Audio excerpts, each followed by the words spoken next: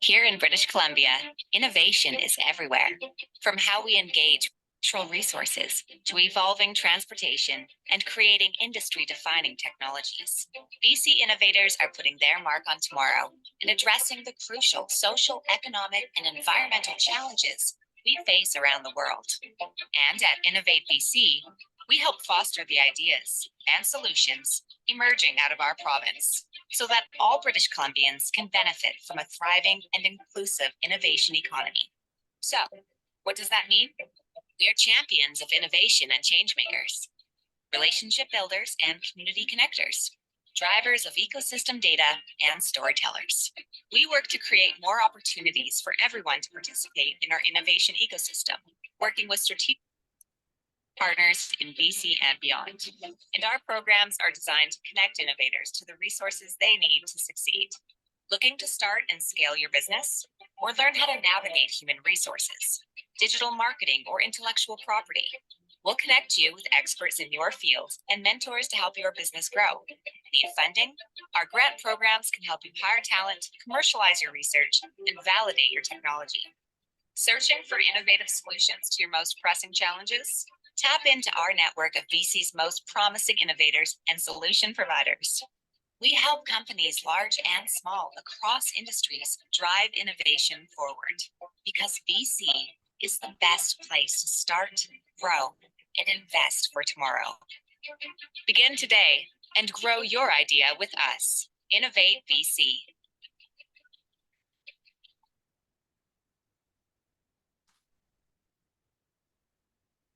Hello. Good Hi, afternoon. Ken. How are you doing? Ken, if you're able to, are you able to unmute?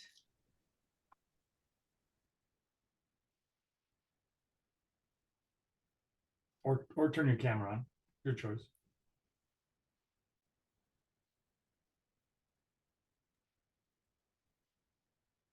Sorry, it's Ken.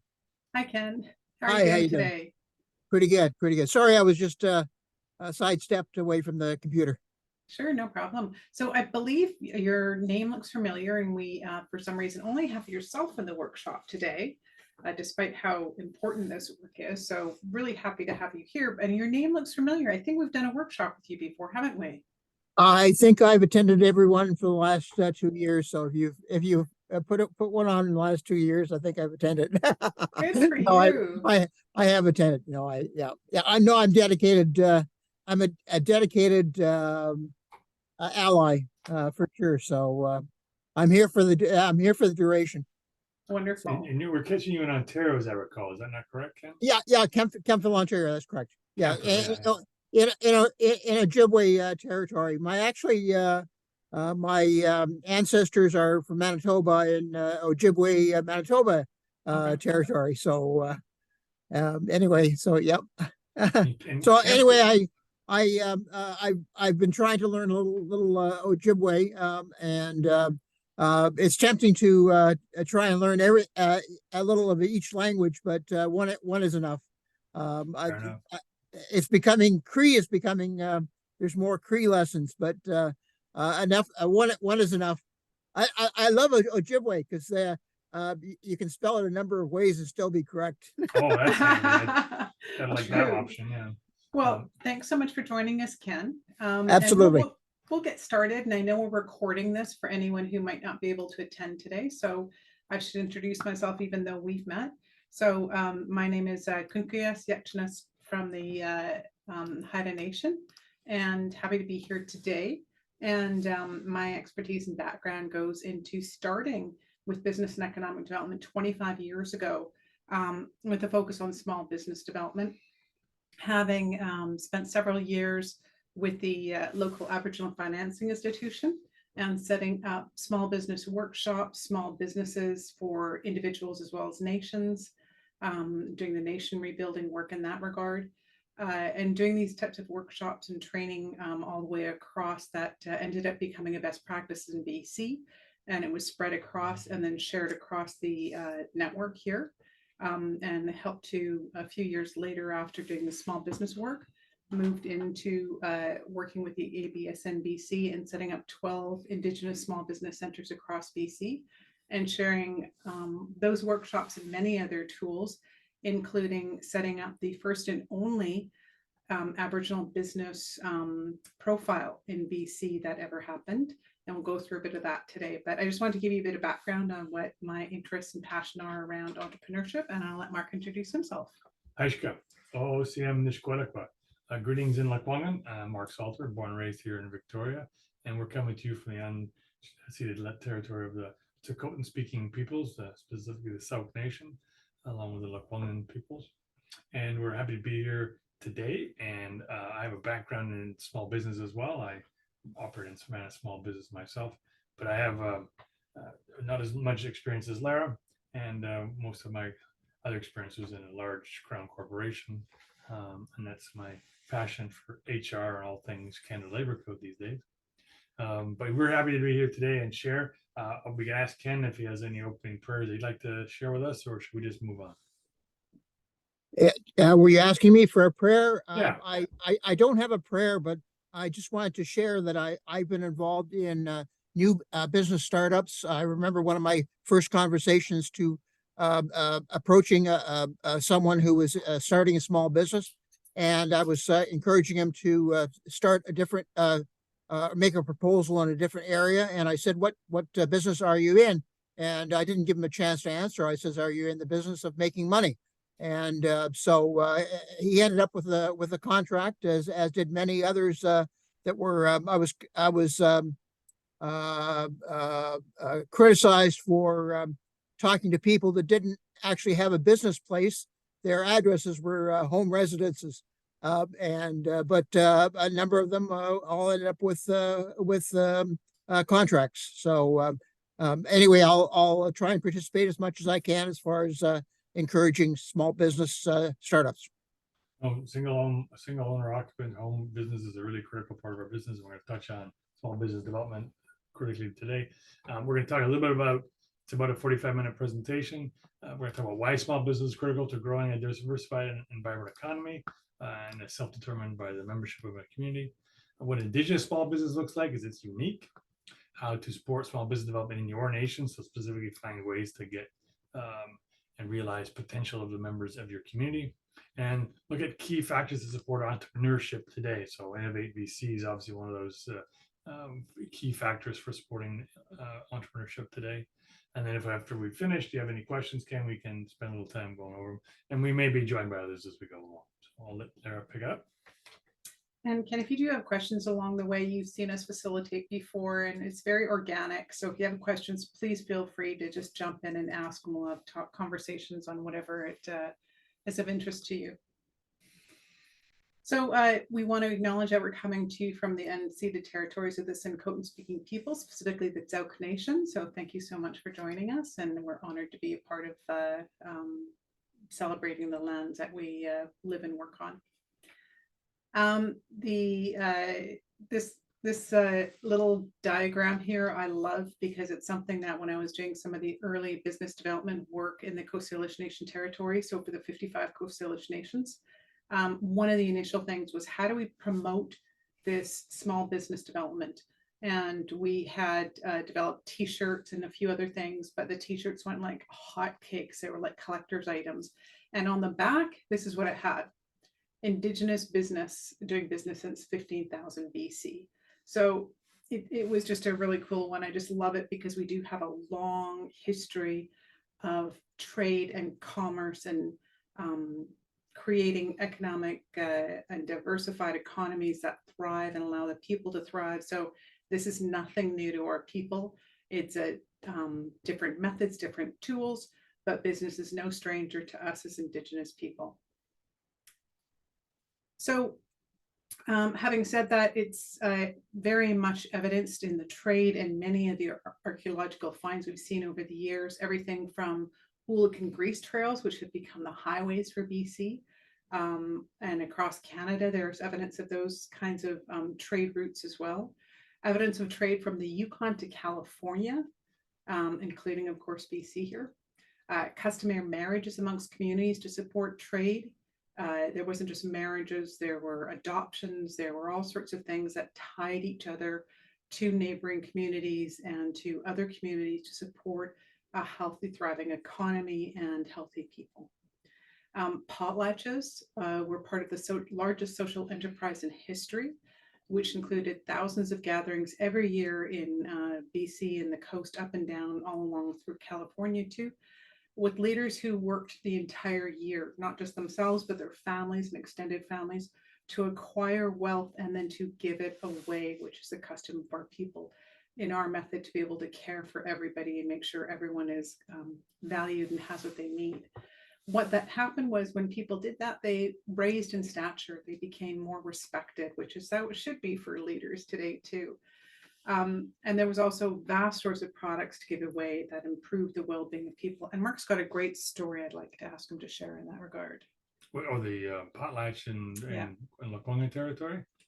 Yeah, so in the late 1890s in the city of Victoria, the Songhees Nation and the Kasamson peoples gathered gave for a potlatch given by a local elder related to one of our contemporary elders here in the Songhees Nation.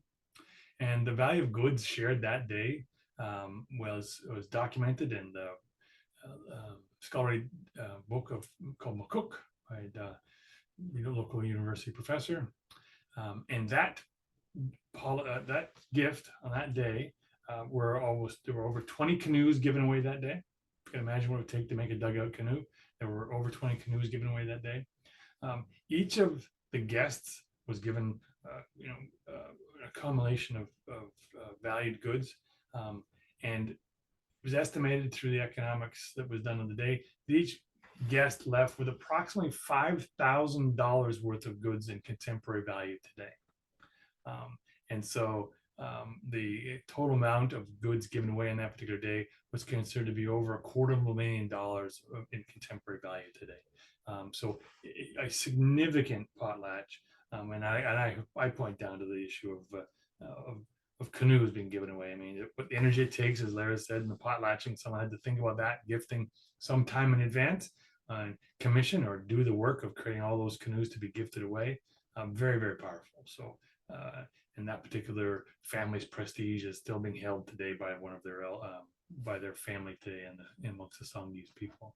However, that kind of cultural practice and equity sharing amongst the Lekwungen peoples was frowned upon, and certainly was given rise to a lot of concerns by the local colonial administration. So INAC policies were then intended to stop the success of these kind of endeavors and ultimately ban the potlatch out of existence. And that was one of the first steps of cultural genocide perpetuated by the colonial administration. We see an example with nations following that in the early 20s in the Fraser Valley, being unable to sell their produce and were only allowed to sell at their farm gate. They're not allowed to bring it into town to compete with the other white farmers that were in the marketplace. And importantly as well, they were competing against non-Indigenous farmers, and they were being so successful that they took away their machinery and said they were told that they had to do it by hand, everything, to create a disadvantage because they were being so successful. Similarly, fishermen had the same kinds of issues. But today we know that the largest salmon harvest in the world in this area or in this part of the world, we've had very successful fishermen all along the Pacific coast here too. So very, very strong history of business development in these areas. What we wanted to talk about before we get into this is what kind of terms we're using. And it's important to just kind of know where we kind of fit in this kind of makeup of language that's used. So when we take a look at what the majority of Indigenous businesses are, they're called micro and small businesses. That's people who have 1 to 5 employees, and that makes up 55% of all businesses in Canada. So these types of small self-employment and micro businesses are ones that are the most prevalent for our people in Canada, as well as that is a prevalence for all Canadians. Small businesses that have 5 to 9 employees are defined as small business. Medium-sized enterprises are 100 to 500 people, and they're a smaller fraction. And large companies only make up 0.2% of business in Canada. So when we take a look at the smaller businesses, or small business as an umbrella term for micro, small business, and small and medium-sized enterprises, which is the general term that's used, it makes up 98% of the economy in BC and in Canada. So the story to this is that small business is beautiful. It's borrowing from Shakespeare, small but mighty. So when we take a look at small business, it's really important to recognize how important it is for our people. And the goal being, of course, entrepreneurship to be able to help drive a diversified and vibrant economy and helping support the self-determination, capacity development, and well-being of members themselves directly.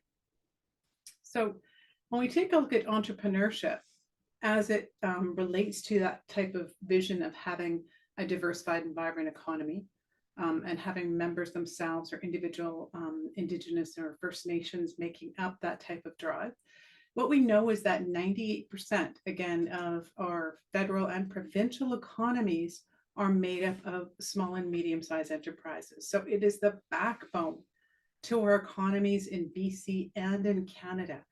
But our Indigenous people, our First Nations, have a minor fraction of that. Across provinces, it varies anywhere from the single digits to up to 15% at a record high. So what we're looking at is a really, really crippled economy because we're not focusing in on supporting individual success. What happens is if we do, is it builds members' capacity to understand and revitalize not only their ancestral business entrepreneurial spirits, as well as build their capacity to compete in the business environment today, but it also helps for the nation to identify those untapped strengths that individuals may have, as well as those skills or those unique skills that every single business that I've had the good fortune of assisting with when I was doing the business development work. And we had awards year after year over 7 years. While we were doing that work, I helped entrepreneurs in over 100 businesses get started during that time. And it was across every sector. So we had people who were in trades, we had people who were chefs, we had people who were teachers, and we had everything you could think of as a business. I've helped create business plans for all of those. And I know that every single one came from people who are competent and excited and wanting to do this type of work for themselves and their families. And having small business in your community helps stop what we call the leaky bucket syndrome. We're going to talk a little bit more in detail about that in a moment. But what it does, it helps to keep money in your community, which is really vital. And what's really also important today, as we're all becoming aware, is it reduces our environmental footprint. We're not having to travel outside of our community to do things or go to the next town or even get in our car to go around the corner to shop. If we can have it in our community, that's an important way to plan going forward. And ultimately, having that in your community and making them small businesses creates a diversification of your economic base and gives you more resiliency and a better, healthy local economy. So you're not dependent on the vagaries of commodity prices that affect lumber, mining, and other such resources that are predominantly some of the business in your community. So having that in-house and in your community, having small businesses, makes you insulated against the global economy changes. So it's really critical.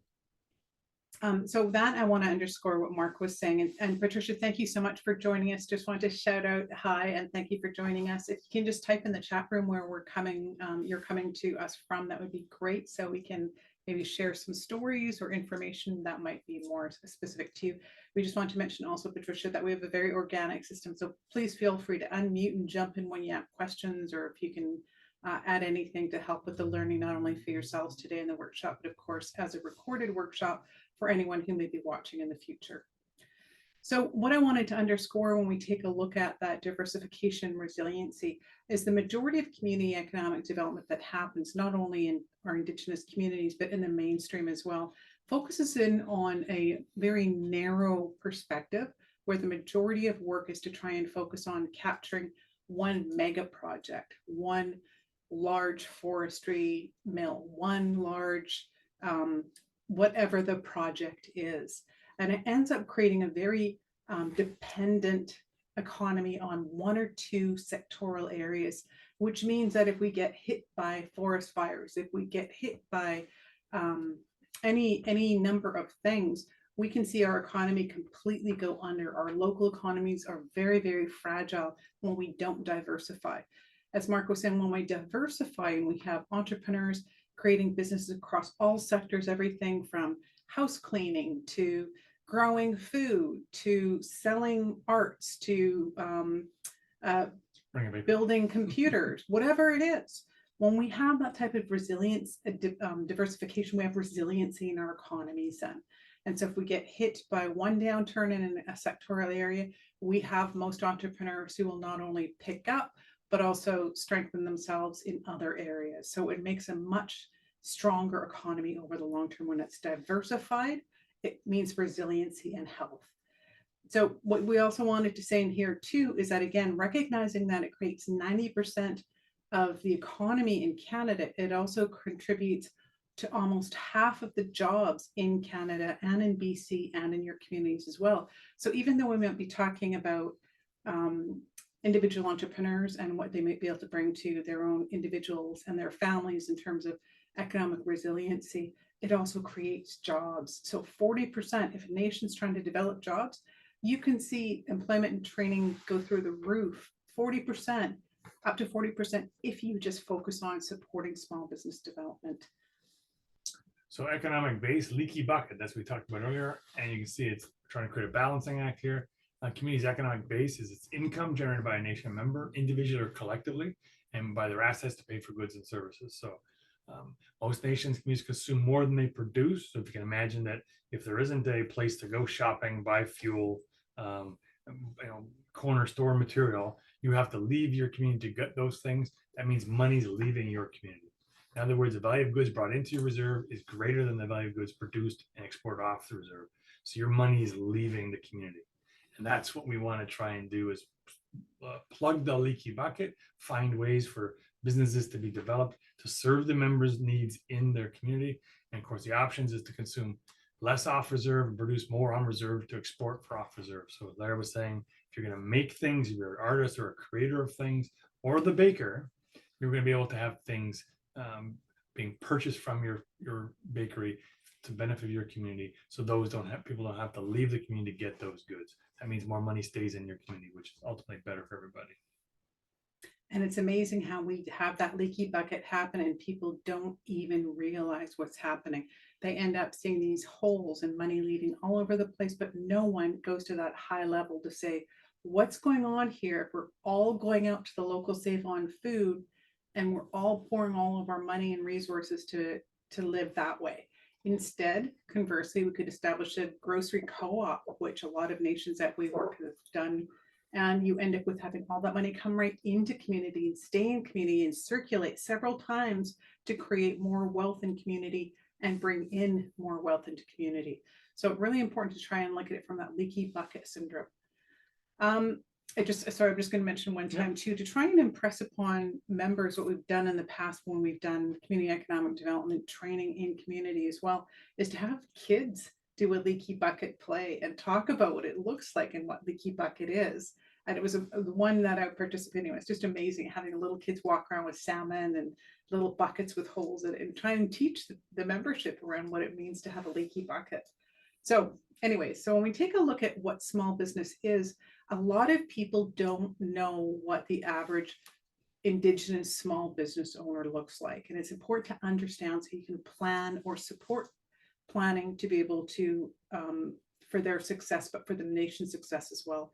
And I wanted to share that one of these neat pieces, and it's a little bit older, but it is the one and only Aboriginal small business profile that was ever created in BC. And this is when I went on after 7 years of doing this small business and economic development for the 55 Coast Salish nations. I went on to do this at the provincial level. And we started 12 small business centers, and we saw this rising growth of entrepreneurship, and people who in these small business centers across the 12 that we've established wanted to know, and what are we looking at here? How do we more meaningfully support our Indigenous entrepreneurs?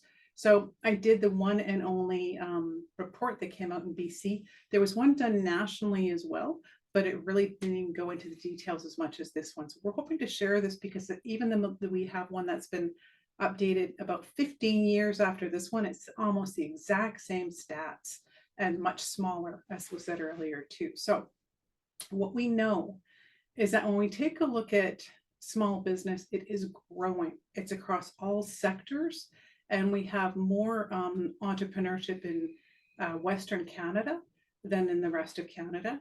We know that most of our entrepreneurs are younger, although the ones that are succeeding and doing really well are a little bit older.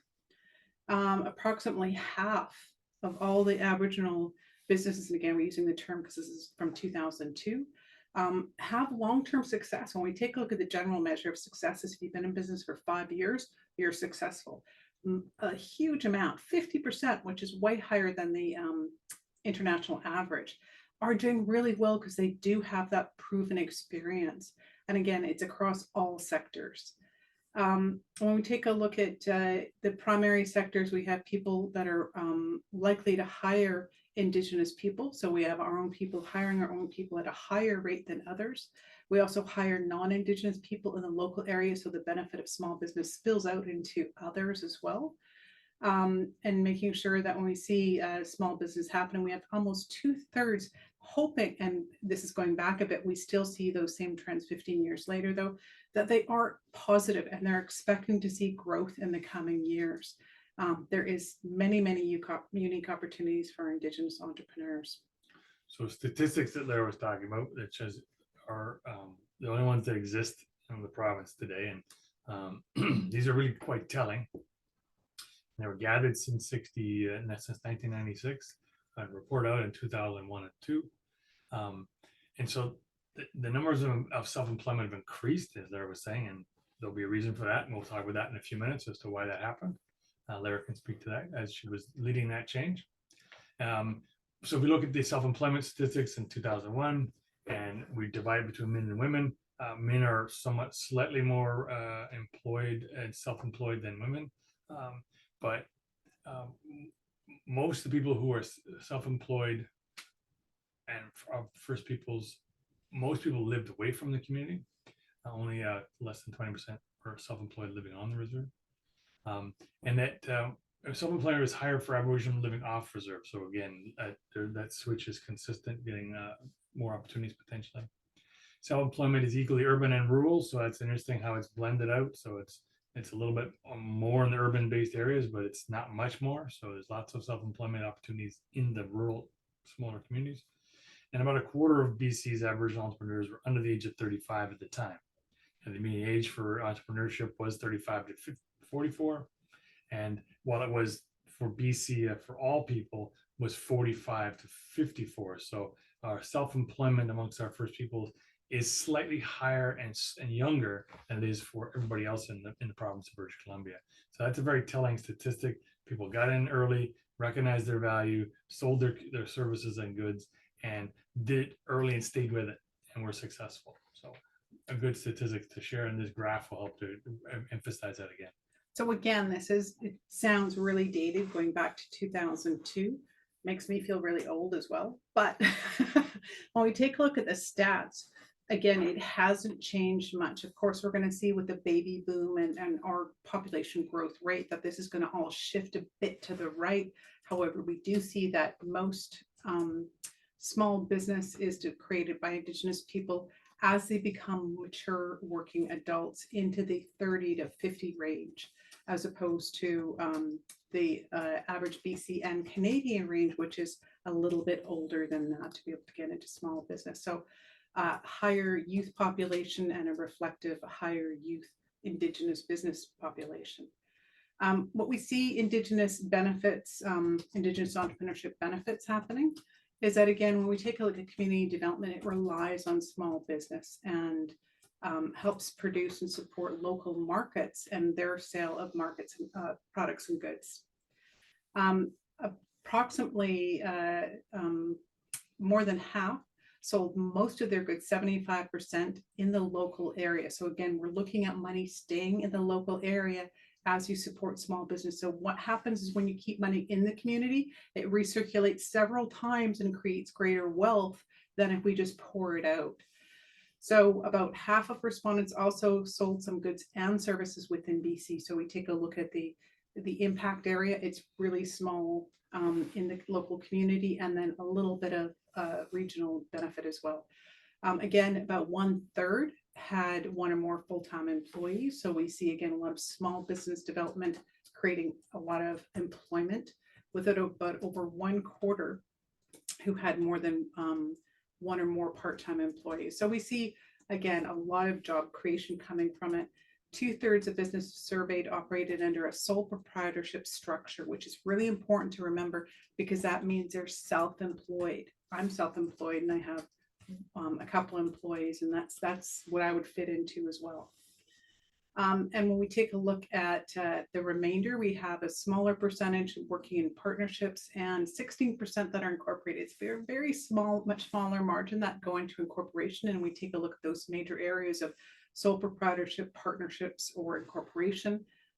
We see that reflected again more on the small business. The majority, or 78% of entrepreneurs, were home-based, which means that they are putting their money into the products and services and not necessarily incurring a lot of costs for office admin space, which I'm sure is even more so today, post-COVID. And when we take a look at sustainability of businesses, again, for most Canadians, and it's a general average in the Western world, that half fail in the first couple of years. When you take a look at our Indigenous businesses, about 2/3 have been operating for more than 5 years. So that's a huge level of success when we take a look at Indigenous entrepreneurship. Just got a note from Patricia. Thanks for joining us from Saskatchewan, specifically Regina Treaty 4 territory. And Patricia asks a question specifically around, I love this new terminology I've read she's sharing, seniorpreneurs. Oh, I love it. Or silverpreneurs. Yeah. So she shared a statistic with us that she's found that those numbers are growing. Of course, as our demographics are changing, that does seem to make sense. So her indication is since the last 20 years, her records or her notations say that it's gone from 55,000 to 136,000 people. And we'd like to know more about those statistics, and if we can get more details on that. It's actually a worthwhile subject to think about. So that'd be amazing. Yeah, Patricia, so that was information that you got that was national, not necessarily Indigenous at this point, correct? Yeah, that's, oh, can you hear me? Yes. Yeah. Yeah, sorry, thank you. Yeah, it's a new term that's really coming out, and because I am a senior over 55 plus, it's an area that I've really been starting to pay attention to. So those are BC numbers, but you're right. Those are just seniorpreneurs as defined in BC, would be inclusive of non-Indigenous also. Okay, awesome. So we can extrapolate from that, but kind of generalizing from what we're seeing here too, and we're knowing that those population trends tend to be the younger population, but that was 20 years ago. And that we're now seeing our population trends where the largest share of our population is in that mature working age category. So I'm sure it is very much related to the stats you shared as well, Patricia. But I'd love to see that too. I think that's a fantastic question because it would only bolster improve well-being for individuals and nations if that was supported more meaningfully too. So thank you for sharing that. Yes, thank you. It's Ken, if I can jump in. Yeah. Tagging on to what Patricia said about the seniorpreneurs and what you had said about the potlatches. I had a thought, and that was to bring back the potlatches, but in a different way. They say that in life, you go through 3 stages, or could go through 3 stages. You learn, you earn, and then you return. So the potlatches were a method of returning and very publicly returning to the community. So my suggestion is that publicly, once a year, have a potlatch, but it be a digital potlatch. How have Indigenous businesses returned, and have people come forward and say they have returned to me because they've given me work, or they've mentored me, or they've or other things that they've done. So it's not a potlatch per se, but it's an acknowledgement of potlatches given and potlatches received. Oh, beautiful, Ken. I love it. I'm so glad this is being recorded. I hope everyone listens to that. It would be amazing. Thank you. Indeed.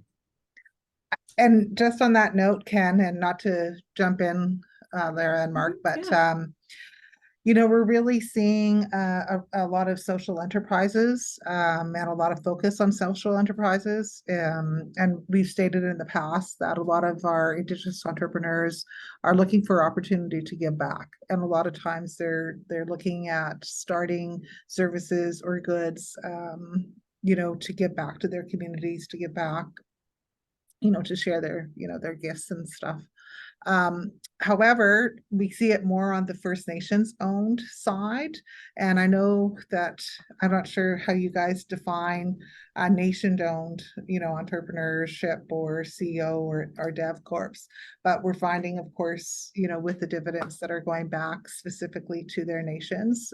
So out here in Saskatchewan, I want to say Muskeg Lake. And so when they do their gas station and they've got retail space that they rent out. So all of those dividends go back into their community. That's amazing. And yeah, you're absolutely right, Patricia. And I'm trying to remember. Oh, I think what I'll do is maybe I'll send the final report of this old statistical report that was done. And you're right, that was the biggest theme that came out of it, is that most of our Indigenous entrepreneurs were doing this to give back in some way, whether it was to a smaller or greater degree, you know, even if it's 1% or 2%, or they were doing it and they were donating huge amounts. And we do the same. That is the value set of our Indigenous people, that is very distinct, and it is aligned with the potlatch and other gatherings and ways we used to be in terms of sharing wealth and supporting the well-being of those around us. So yes, thank you. That's beautiful value set that's important to remember as entrepreneurship is supported in community. Wow, I'm so glad this is being recorded. Okay, so I'm just gonna, sorry, I jumped out of there to try and find the files. I'm just gonna fast forward to where we were. When we take a look at the overall, we're almost there.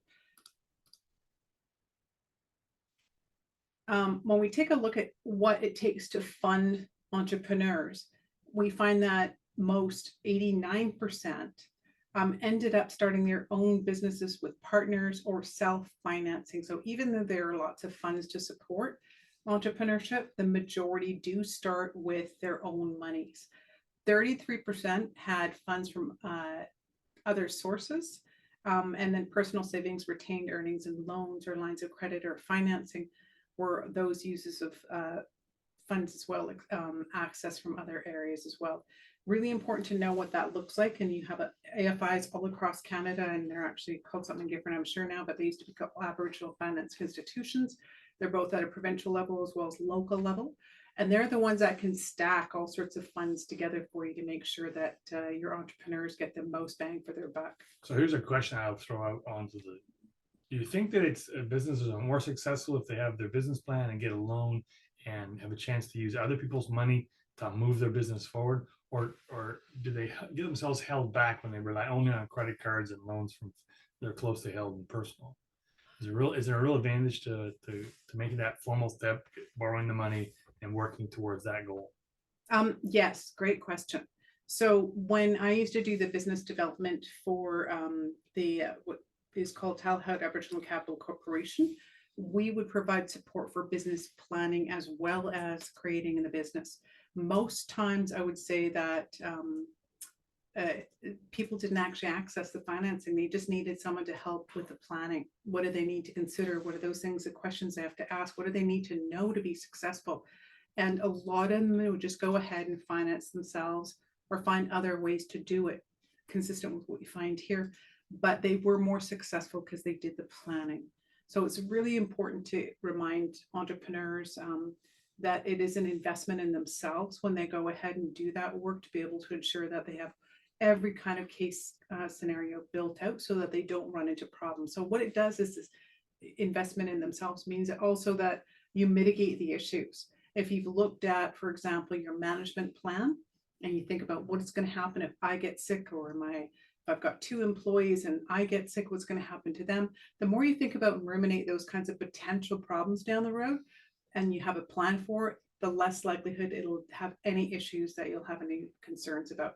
So that kind of forethought and planning means that you are going to be more successful inherently. So the business plan it's really just a tool to make sure that you're more successful. So we always were trying to drive home creating a plan. And it's that, typical saying, plan to, I'm forgetting. Create the plan, plan to succeed. Yeah, or if you've lack of planning and failing to plan is a great way to make sure you don't succeed. So making sure that you do have the plan figured out in all aspects of it. So a business plan forces you to go into those scenarios and what ifs. And so in linking with that, the barriers to some growth and/or success is, sometimes economic conditions or sometimes can hold us back. And depending on what kind of industry or business we're participating in, they may be more subject to economic fluctuations. Certain policies and regulations can be a limiter, depending again where your business is. So you're looking to remove that impediment, stay away from things that are highly regulated. The cost of doing business, if you have an expensive business where there's a lot of upfront cost and a lot of your returns are slow, that can slow you down, and that can really make a difference. Of course, taxes can be a challenge. Access to financing, we just talked about that. So access to equity or capital, those have been impediments in the past. These IFIs now can help us overcome that. So that's 1/3 of the impediment out of the way if you can get a good IFI to support you. And of course, then the next part of that is, anyone who competes with you, the availability of skilled labor. Now we're seeing that as a challenge everywhere we go in any market, any place.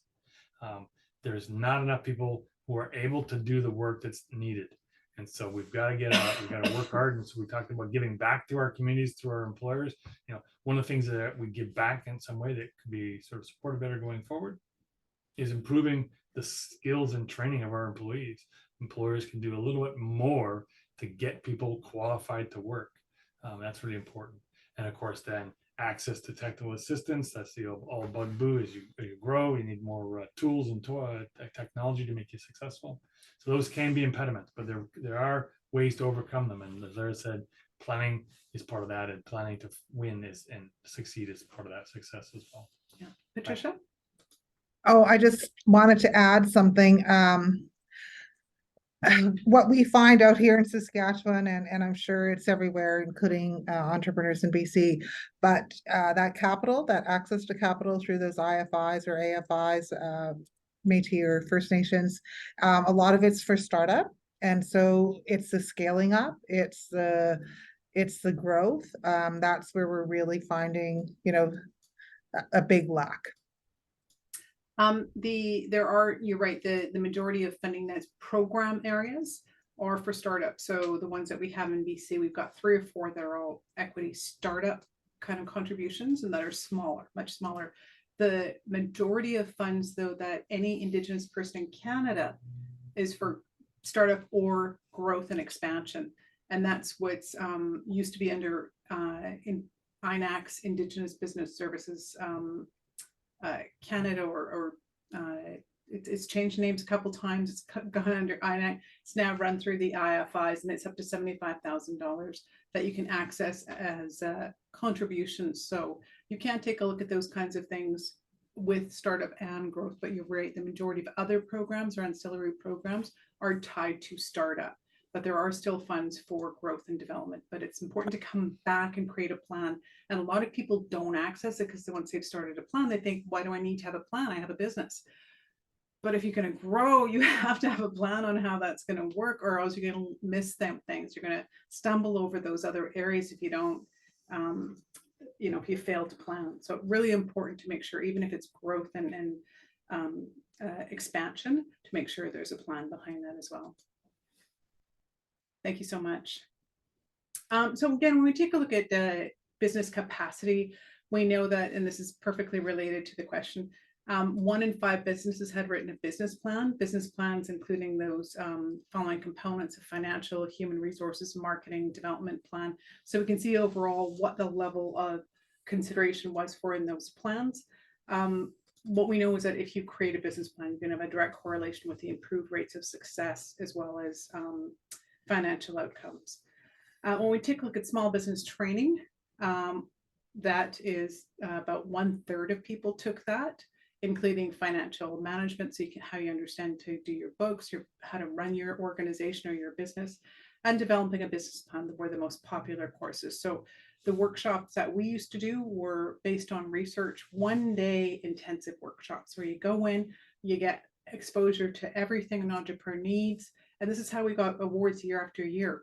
We didn't go ahead and create a 3-week workshop, which people can't sustain over time. You have to pay them. People who go into that usually just go into something else, and they don't really go into starting a business. The rates of success for people going into those are much smaller. What we found out from the research from the National Aboriginal Capital Corporation Association of Canada also said that entrepreneurs just need a 1-day workshop. Give us the energy to light that fire and give us the tools. That's all we need. And the other programs that are 3 weeks, 4 weeks long really don't end up in success in the same way. So if you're looking at starting your own nation small business program, a 1-day workshop is all you need. And I'm happy to share those resources too. If you ever want, I've got all of that I've shared across BC, and happy to share the small business workshop and the trainer program, which has been taken up by all 12 Indigenous entrepreneur centers in BC, and then also many First Nations. BC entrepreneurs also wanted to report improving their skills in technology, production, marketing, financing, competition, research and innovation, and human resource. And that's the order it came in. So those kinds of refinements of understanding and knowledge are really important. The highest requested items, though, give us a business development workshop, including how to access funds. 85% of people wanted to just, like I just said, give us the information, give us the tools, and let us start the run, right? They're just so keen, real entrepreneurs, just need a little bit of help. The entrepreneurs also had rated that 86% was as most important to them in terms of stability, and profitability was second to that, as well as family employment. As you were saying, Patricia, that it's very important that they have that local giving back and caring for themselves and their families, and then growth down the road as well. But none of the entrepreneurs I ever worked with, and none that were reported in the statistical study that we did, ever were reported wanting to conquer the world, which is, the usual view of entrepreneurship. It is about caring for themselves, their family, their communities, and giving back. So very values aligned. We can give a case example from a family member if we want, but yes, that's very much the point, that individuals are motivated to get self-employed so as to improve their quality of their life and take more control over what goes on, so they can benefit their families and not feel like they're leaving them behind. So having that control is critical. Remote communities, this is really where it gets a bit, we can be more challenged, but we've got some rural opportunities research and data has been made available to us as references to it for you to look at. Oh, and sorry, just to share this before Mark starts. This is just a couple of years old. This is all 2022 data. So this is the new update of what you can do to support rural and remote entrepreneurs. So just breaking it down, 20% of Canadian communities are considered remote, and they only contribute 30% of the wealth of the country. That's not only. That means that almost 1/3 of the economic wealth of the country is being generated in rural remote communities. So that's from 20%. That's really quite critical. But they have unique challenges. They have potentially lower education rates and higher unemployment locally, limited access to human resource management, education training is difficult. And ultimately, things like connectivity to infrastructure, broadband, access to the internet is really critical in that it's not there. And opportunities are more difficult when it comes to housing and looking at the overheads and expenses. I mean, to run a business in a remote community means that your fuel bill potentially is going to be much higher because you have to travel further, and it takes longer to get things done. Other challenges that come out of that come out of the impacts of colonization, but also get some unique opportunities as well. So you have the potential for more ability to get involved hands-on in a smaller town, and then as your community grows with the baby boom in your First Nations community, you can take advantage of some of the opportunities that come around you once you get the training and the awareness that you need. So this is just to hopefully give you as a picture as a leader in your community to be able to support entrepreneurs that might be in rural remote communities, some of the common challenges and issues that we see today, and also some of the opportunities. But the trick is to make sure that whatever you do in your remote community, remain diversified. Try not to get too connected with the major economic sectors that are there. Try to make sure you got some diversity so that you can weather out the changes in the economic fortunes of the nation. So this next research is from the Canada Council for Aboriginal Business, and it was right after I created the 2002 Aboriginal Small Business Profile that they heard about it, and then they created a national one from some of the same statistics, not all. So it really wasn't as inclusive as the one that I created. So it does give us some information though. Again, when we take a look at Indigenous entrepreneurship, we know that there's a significant growth and increase, that the lion's share of it are all small, medium-sized enterprises. And we're seeing that they're creating a lot of the economic wealth. That 69% reported as being profitable. So again, the rates of success for individuals when they have that ability to be self-determined, self-actualized goes up much higher. That 80% reported stability and profitability as their most important goals. A business plan, again, is proven to make entrepreneurs much more successful. 33 versus 19%. That's well worth it before you start anything. Again, most rely on self-funds, personal savings and loans compared with business lines or banks. So very similar to what we saw in 2002.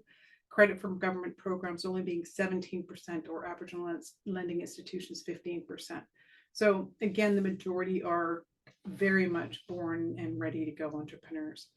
What we saw is that in community or on reserve businesses grew at a lower pace than rural and other communities or urban communities. They also had lower access to financing, and much fewer reporting, preparing business plans, and having that advice and guidance. They about half considered themselves successful, not because of profits or growth, but because they felt it was rewarding, that it helped to fulfill their spirit and their hearts much more.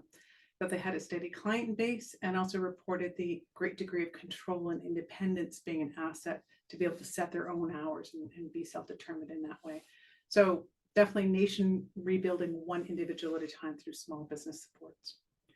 What we know in current research is that there's very little research on Indigenous entrepreneurs.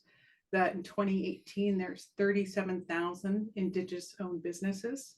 And again, when we take a look at what that means in terms of ownership, and we see the vast majority of population and GDP contributions, what we see in our Indigenous communities is less than 1%, a fraction of 1% of Indigenous owned businesses. So there is certainly not enough money and energy going into creating small business growth and development in our communities. What we see for Indigenous businesses is that in the majority, 66%, had those businesses were employed or self-employed, so micro and small businesses. And from 2005 to 2018, Alberta was the highest rate of growth, 24%, and that's probably associated with the oil and gas industry. And then BC was 17%, and then we had others around that mark as well. What we know too is that the majority of small businesses are led by men, and we know that women do more in the rural areas or urban areas. They do have a higher rate in the urban areas, but generally that it is less in the way of women participating. So real important thing to push and support Indigenous women who have that in many of our communities, including mine, an ancestral tie to being the entrepreneurial leads and the ones who create the business and grow the businesses in their communities. So we're going to solve some of this with a salute by the proposal that this leaky bucket we talked about earlier. What can be better to strengthen or diversify a resilient economy? Develop a community economic development plan. Come together and find out what it is that your members and your community members want, what they're capable of, and where they want to go with and bring into their community to be successful. So that means studying the community spending habits to plug some of those leaks. We talked about a co-op grocery store as one way to keep money in town. Look at the local industry trends and business that identify opportunities and partner and be innovative in bringing business to your community. Work and getting a good skills inventory, find out who can do what and who's needing more education or training. And that way you're more able to take advantage of a local labor pool. And then of course, look at the things that are holding you back in your community. Do you have access to internet? Does your infrastructure, does the electricity line come right to your community? Do you have enough housing for everybody? Those are things that are going to be an impediment to some success in staying in working in your community. So those are things you can work as a group to try and solve. And then of course, engage community development through partnerships with ISC, use some of the LEDSP funding, some of the ACCs and the CFDCs to bring the money into your town to create this community economic plan and make sure that you are successful in your community. 2 hints on that regard. When you do community economic development plan, do all the secondary research or data, share that with members to build their membership capacity so they can look at career planning or business planning for themselves to know what industries they can and would want to be involved in, which builds their business capacity to support overall their success and that of the nation.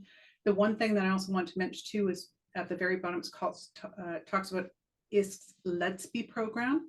That is the washed down final funds that are put into business, what used to be Aboriginal Business Canada, and has been diminished and it's now rolled into the LEDSP, which is the economic development and land planning. And when we take a look at the economic development, most nations use that as a slush fund. What ISC won't tell you is that if you use that fund to create a business or business planning or community economic development planning or starting a business or expanding a business for the nation, you will be able to access more and more in terms of grants. If you use it as a slush fund, you will only get that slush fund and you will never see an increase in that. So why not use their money and access it and start to leverage more and more? And we're coming close to wrapping here. So we're going to talk a little bit about that community economic development planning. Look for your leadership in your communities to create the conditions to support your economic development. This idea of a community economic plan is similar to a CCP in that respect. So it's about getting connected with the membership, find out what they want, but then look at things that are necessary in broadband, make sure everyone's connected properly. And that's the one, again, attaching it back to that whole limits and barriers for rural and remote communities. Broadband is an issue, so make that a part of your plan. Yeah. Same with infrastructure investments. Which could be bridges and roads and power supplies. Support identified opportunities, so again, that training and skill development, which is really important. Then you've got a labor pool that can help support tourism and or manufacturing or creations of products in your communities. And again, it's those member priorities, not the priorities of council or a few, it's those of community. Yeah. So share the benefits and support of your small business development with your active committees and small groups of people so that you're looking to rebuild nations one business at a time. That's what you're looking to do. Look and support each other to create a business that's going to work and benefit the entire community and then build upon that success. And so again, when we take a look at many of the nations I've worked with, not only in supporting the development of small business centers across BC, but also individual nations wanting to do the economic development approach that's more holistic and that is more successful, is establishing small business programs. So you could set up a whole program as well. Make sure that's culturally relevant. I can send those tools if you want, and you can make it your own and use that as a starting point. Business planning supports not only the business plan template, but your financial projections or pro formas, making sure that you have equity match investments. If you're going to be taking a look at nation contributions, giving away money never helps. Matching what they own enables that more higher level of ownership and self-motivation. And then also sharing marketing. So you have a promotion of all your community-owned businesses as well as the individual nations that are supported. So sharing their marketing helps to improve everybody's success. And making sure that, as Ken was saying, do that polishing, share the benefits, do that celebration of what's happening in your community for individuals as well as the economic development in your nation, because success breeds success. And last of the things, we'll put a plug in for the EDOs that are necessary in your communities. They may be someone you can look to hire to work and focus on whatever the community economic development plan is produced, and have the EDO help you to make that work in your community. Laara talked about the programs that you do inside your community and create your workshops and look at ways to make sure that you use equities loans as opposed to just giving money away. So that's really critical. We're running short on our time now. We appreciate you being here with us today, and we'll look forward to talking to you again. So It's Ken, can I jump in for a second? yeah, we were just going to ask what your thoughts were. Okay, my last comment, and it's what you've been discussing. it comes to mind that what is needed is a Indigenous Business Clearinghouse. So in other words, organizations that have needs, they should be able to put it in, I need this, a capacity, whether it be knowledge, skills, goods, services, and also a capacity, if somebody is good at something, I have a capacity to share. So I got knowledge, I've got goods, I've got services that I can share. So a clearinghouse for in and out, and it doesn't necessarily have to be free, but I need something, or I want something, I need something, or I have something that I'm willing to share, whether it be advice and my time. So anyway, a clearinghouse is needed. I'm not sure whether CANDO or who would be set that up, but I think Indigenous business clearinghouse is needed. Clever idea. Beautiful. Thank you. Thank you, Ken. Patricia, how was today's workshop for you? Good. I always love listening to you guys and all the stuff that's going out in BC. I'm always jealous of Alberta and BC when it comes to their Indigenous entrepreneurs, because in Saskatchewan we've got some ecosystem built here, but not to the same extent and degree. And I was really shocked by the less than 1% of SMEs in Canada right now, and that was a little bit of a shocking number for me. But part of me wanted to say, I have hope that maybe many of them are not registered. That's a good point. Yeah, good point. Could be. yeah, just like they're just operating, they're just doing their stuff, but they're not going through the formal registration process. Yeah. Yeah, and I totally agree with your comments. We have the same issues with our remote territories here, bridging that digital divide. But I was going to tell you, through the Indigenous Women Entrepreneurs programs that are out there right now, I don't know how it works for every IFI. So all of the IFIs will be delivering this. And so women entrepreneurs can access the micro grants that they have available. And with that micro grant, you can work with your training institution in terms of creating that business plan. And so it's a big portion of your micro grant, but I know that that's something that I started looking at as I'm expanding into my communication side. But so for example, say you get 20,000 in that micro grant for a side hustle, for a side gig, whatever it is, and then you can use a portion of that and work with the ecosystem from the training programming to create that business plan.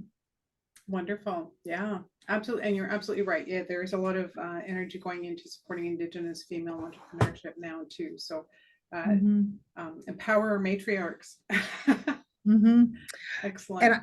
And I always tell people today that they just released the 2023 federal economic strategy. That's why I was late, because I was actually listening and looking to see what the impact is. And so if you're thinking of, what kind of business I should get into, it's really important to see where they're going to be putting money into the next, couple federal and provincial elections. So I know a lot of entrepreneurs I was like, oh, okay, we're getting into critical minerals. Oh, okay, we're, expanding into whatever, whether it's climate or culture or whatever it would be. So yeah. Excellent. Yeah, really good recommendation. Thank you. Yes, thank you. Wonderful. Well, thank you so much for joining and seeing you both again. I love having these diehard people that love this learning and sharing. So thank you so much for being here with us today. And thank you so much to CANDO for supporting us to be able to share what we know and supporting these participants and others to be able to share their wisdom and knowledge as well. So thank you all and have a great rest of your day.